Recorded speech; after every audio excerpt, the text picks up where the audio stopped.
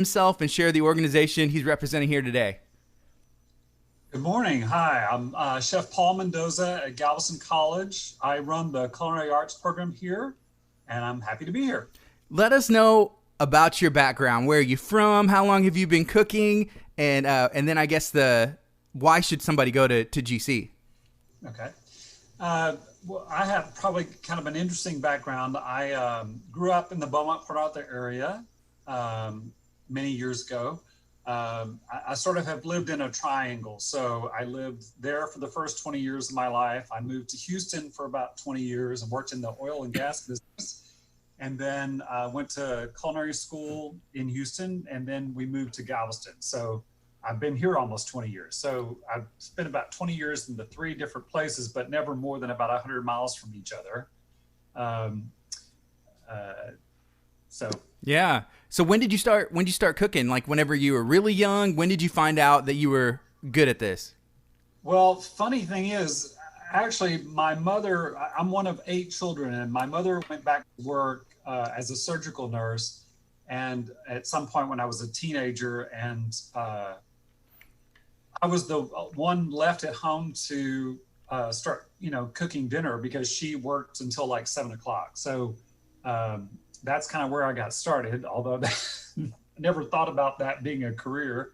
Like I said, it was kind of a midlife career change for me. I got a business degree initially, like I said, ended up in Houston with the oil and gas business, and then just felt more and more drawn to culinary. And fortunately for me, culinary school was about 6 blocks from my office, so I could go there in the evenings and take classes. So yeah. It worked out.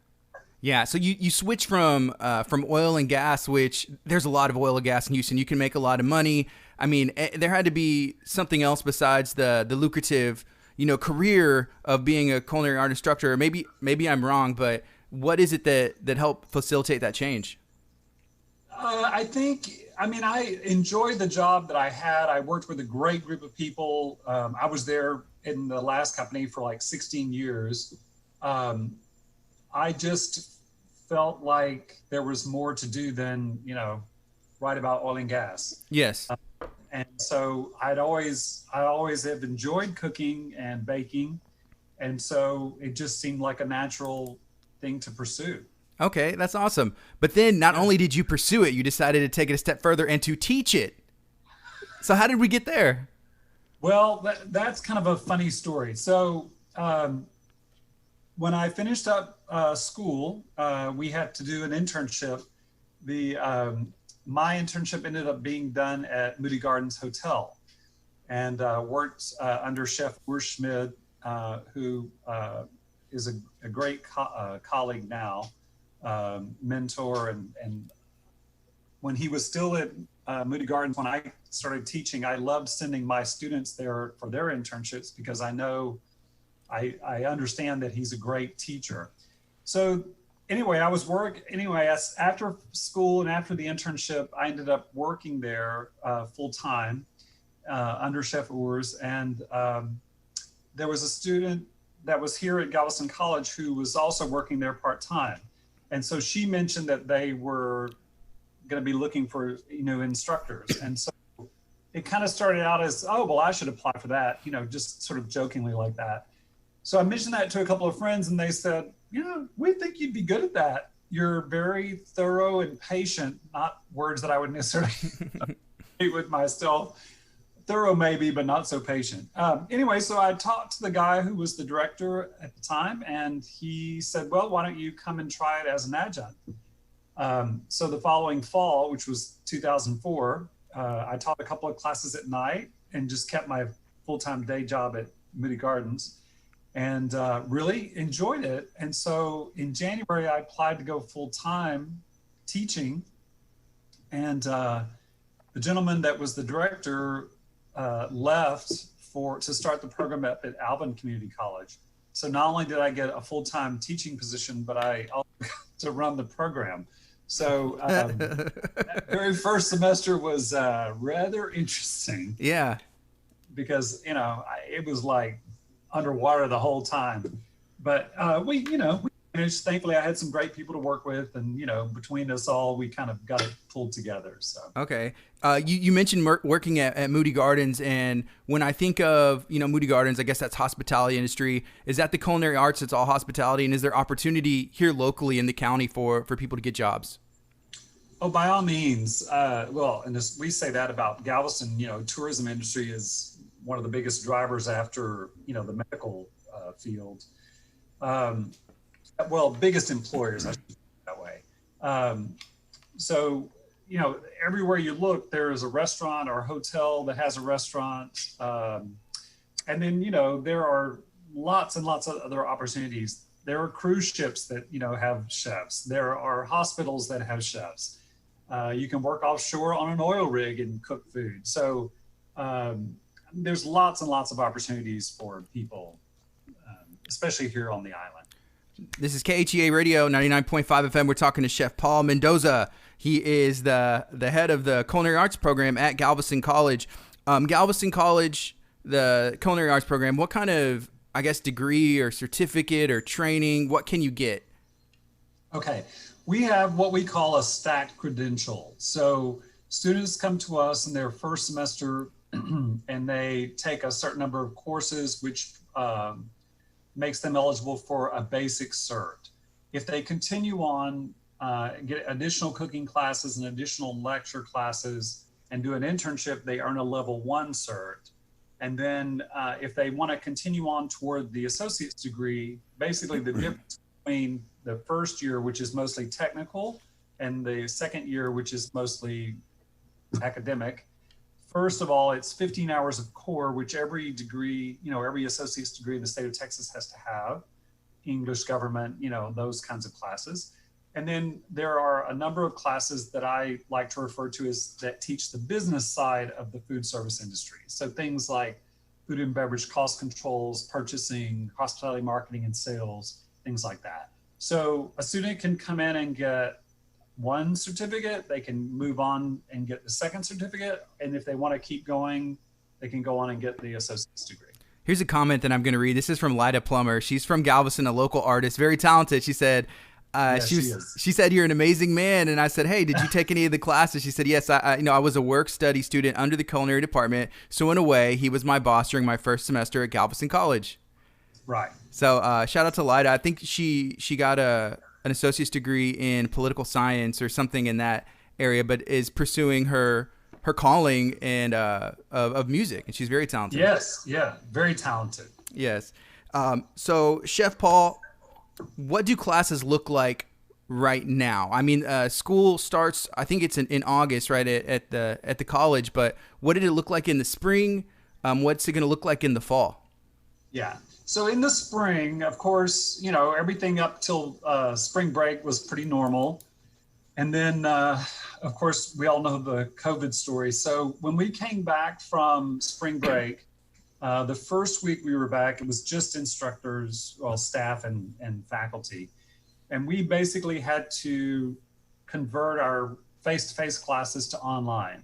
So the way I kind of handled that with the classes that were strictly lecture wasn't that big a deal because we put a lot of our information online anyway. But for the face-to-face, especially the classes that are, for cooking in the lab. So I had one class left to finish. And so what we did there was we basically put the lecture portion online. And then I made up food packages for the students, and they had an assigned time to drive by and pick up this packet of food. This was an American regional cuisine class. So it's really not so much about how to cook, it's more about why. Mm-hmm. So look at different parts of the country and we see, who are the people that settled there, where were they from, what sort of talents or skills did they bring, and how did they adjust to the indigenous foods they found in that area. So there's a reason that the food is different in Florida from, Oregon, from California to Maine. I mean, it's different because of the different foods that are available. So the students would swing by, pick up their package, go home. They had 2 meals to cook. One that was a representative of the region that we were studying that week, and then the other one was a mystery basket. So, and then they had to, by the end of the week, they had to post pictures and comments on a discussion board in our online learning management system. And then by the end of the weekend, they each had to comment on each other's. So it was kind of a way to share what they did and, how well did the recipes turn out and stuff like that.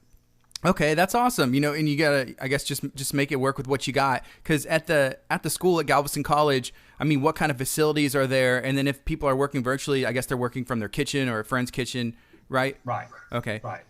Yeah. Here we have, we have basically like what would be considered a commercial kitchen.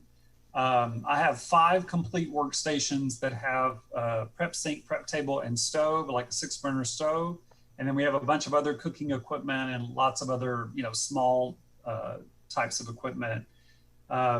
So normally, when we're here face to face, students, there might be 2 to 3 to 4 students at a table, and they all get together and make a menu.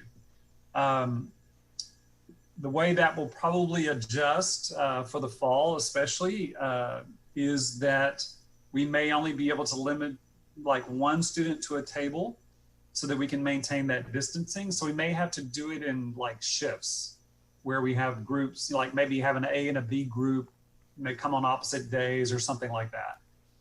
And then again, the lecture portion will be mostly online. Okay, so if somebody enrolls in the program, what kind of training do they get? What are they going to learn? Okay, so we start, we teach what I refer to as classic French cuisine. So, everything's based on a flavor profile of stocks and wine. And that, just to tell you the contrast, say if you were doing Asian cuisine, mostly your flavor profiles there are going to be like soy sauce or fish sauce, depending on, where in the countries you are. So we're teaching classic French cuisine, which there, it falls in, we learn different knife skills, and really it's to understand what the different cuts are and how to do it properly so that, you keep your fingertips. And then different heat applications. So we kind of divide it into dry heat and moist heat cooking methods. And by the time we get through even basic food prep, we've probably gone through all of those. Okay, so y'all teach classic French cuisine. Is there any cooking trends that y'all kind of share? Or does it even change in the teaching? Things change. I subscribe to lots of electronic newsletters and magazines. And of course, we're inundated with Food Network and everything else with different programs about food from, really all over the place. And so I enjoy sharing articles with students, about different trends. And, they put together articles from time to time about, these are the top things we see for 2020 and going forward and all that sort of thing. So I it's always fun for me too, to understand what's going on. And, this business is always changing.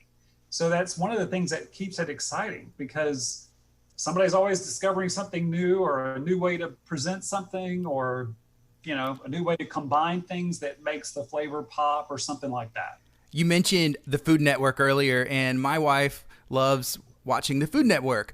One of the trends that I have seen is people cooking from home, these celebrity chefs working from their house, maybe even having their kids film it. It's interesting to see how things are evolving.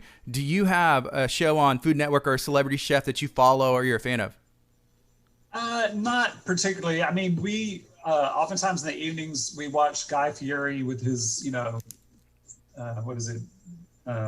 dives and drive-ins and diner drives into dives. Yeah. Yeah. Because really it's kind of, watching him over a period of time, he's very knowledgeable. I mean, he understands what these chefs are doing, and, oftentimes they're making interesting combinations, or, their spice rub has a new and interesting thing in it that he hadn't thought about before, or things like that. So I little things that I don't know other people would. But anyway, it's kind of fun. Yeah, because he looks like a normal guy and has a very interesting character, but then he actually knows his stuff. So Right, that's right. very cool. So what about you as a chef? Do you have a favorite food or a dish or a style of food that you like to eat? And is that different from one that you like to prepare? Well, no. There's really, I mean, there's not many foods that I've ever eaten that I don't like. I'm pretty open to most things. Most of the time, I'm like everybody else. You know, when I get home, it's what can I do in 30 minutes or less? And so I do a lot of either stir fries or saute type things that, you know, you can sear, add some liquid, which is, of course, you know, kind of a standard classic French cuisine method. Let it, you know, braise for a few minutes or whatever, and then, you know, off it comes and you're ready to eat. So, and I like variety. So I like trying new things, and, you know, I'm constantly printing new recipes and run by the store and, you know, get these ingredients to, I'm not one of these people that organizes my menu for the week and, you know, have everything prepared. I'm much more on a day or every other day basis. I have some friends who work in the restaurant industry and they're chefs or cooks, but if they do that all day, sometimes when they get home, it's the last thing they want to do, even if it's for their family or, like you said, just whipping up something real quick. So what about the students there that have been in the program? Are there any success stories? Is there anybody that maybe we would know or don't know, and how are they doing? Well, probably one of the ones that has been on like the Food Network a couple of times is Nancy Manlove. She used to live there in Texas City, but most recently, like in the last year or so, they moved up to Houston. She's been on the Next Food Network Star. She's been on the grocery store games more recently, which she won actually.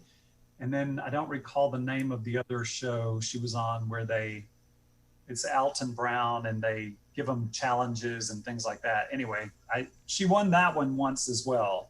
And she's opened my eyes to a huge field of all these contests and things that students can get involved in. So she's very involved in all that. And she, you know, the interesting thing about her is she came to me as a retiree. I mean, she already cooked very well. I mean, yes, I'm sure she picked up some things here, but, you know, she was already a very talented cook.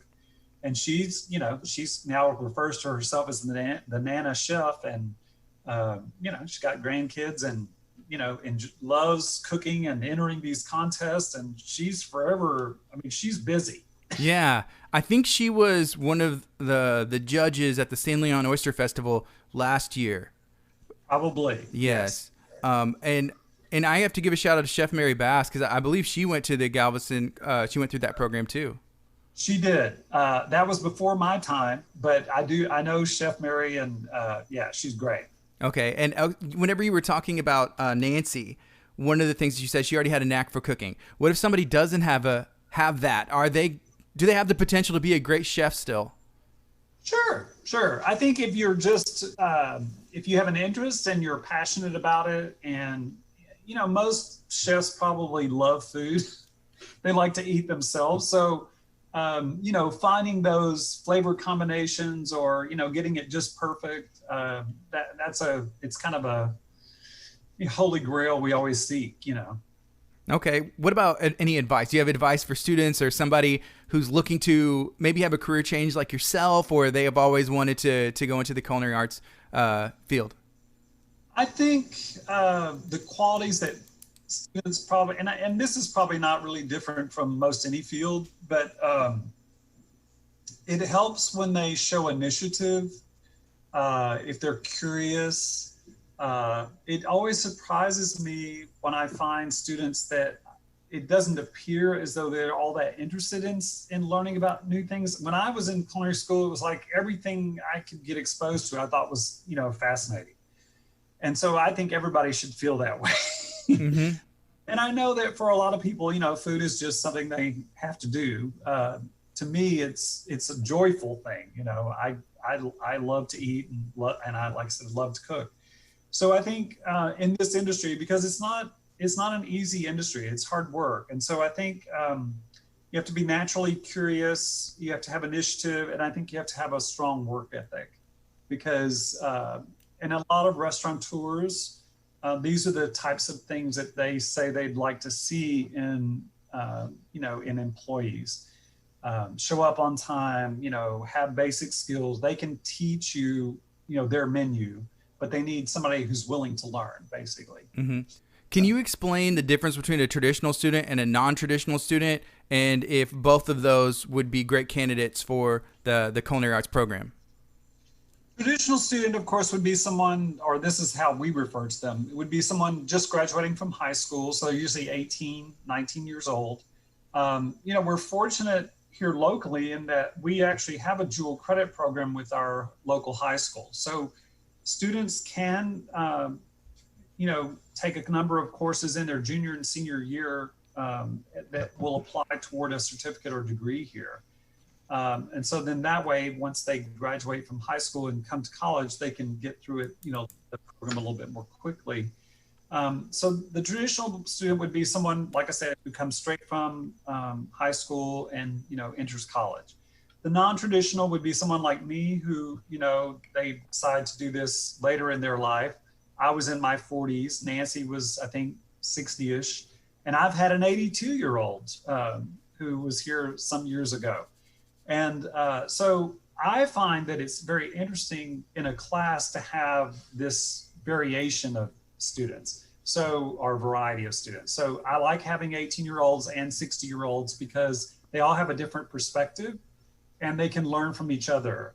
And I learn from them as well. So the other thing about students who are good cooks or good home cooks, sometimes some bad habits. Yeah. We have to kind of break that, especially, tasting with your fingers or, things like that, which we can't do in a commercial kitchen. So sometimes we have to kind of, stop that. But their instincts are good, usually. This is KHEA Radio, 99.5 FM. It's Kickstart. My name's Gardy. I'm talking to Chef Paul Mendoza. He is the director. He's the head of the Culinary Arts program at Galveston College. Can we touch one more time on, I guess, what the fall's going to look like? If somebody's hesitant or maybe they're trying to finish their program or pursue that, what's it going to look like in the fall? Sure. So as I said before, we are moving in the direction of, we want to have face-to-face classes, especially for labs, because it's almost impossible not to. But of course, we have to maintain, social distancing and masks and all that. So for lab classes, those will be done here in the lab, but will be socially distanced. So it may require us to do that on a rotational basis. The same students may not be in here Monday through Thursday, like they normally would be. It might be Monday and Tuesday, or Monday, Wednesday, and Tuesday, Thursday, or something like that. The lecture portion will be offered online. So that way it's just an effort to keep everybody safe. And we'll probably do Zoom classes much like this. We're all going to get to be good Zoomers. And then, you're able to share things from your screen. Students, I can load lots of different activities onto these online courses, and, they can take quizzes and tests and worksheets and, all those kinds of things. So it's pretty easy. I personally, after being in this business a few years, decided that nutrition was kind of my thing. So I even pursued a master's in nutrition, which I got a couple of years ago, and that was all online. So I'm very familiar with the online system of, delivery of instruction. So it's new to some of my students, but it's not new to me. Where did you get that? What school did you go to get that master's degree? Texas Women's. Okay, cool.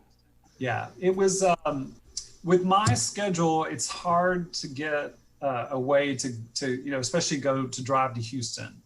And so that was really it worked out really well for me to be able to do it that way. That's great. So I believe classes start August 31st this fall. If you go and send an email to advising@gc.edu, that's the best way to register.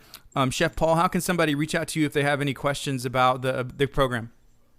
Sure. Well, all of my information is available on the website as well, but my email address is pmendoza@gc.edu. It's all, fairly standard there. My phone number in the office is 409-944-1304. That rings directly into my office, and people can leave a message or email. I'm happy to show the facilities to prospective students. So what we normally set up like an appointment because I'm not here every day in the summertime. So we set up appointments to meet with students and provide them, schedule cards and lists of books and things like that. Chef Paul, is there anything else you would like to share about Galveston College, the program, or anything at all? I think that we offer a great opportunity for students. There's been a sort of a discussion in this field in the last several years about the cost of college and the cost of culinary schools, especially the more private ones. I feel like we teach, classic French cuisine, which pretty much every other school is going to do.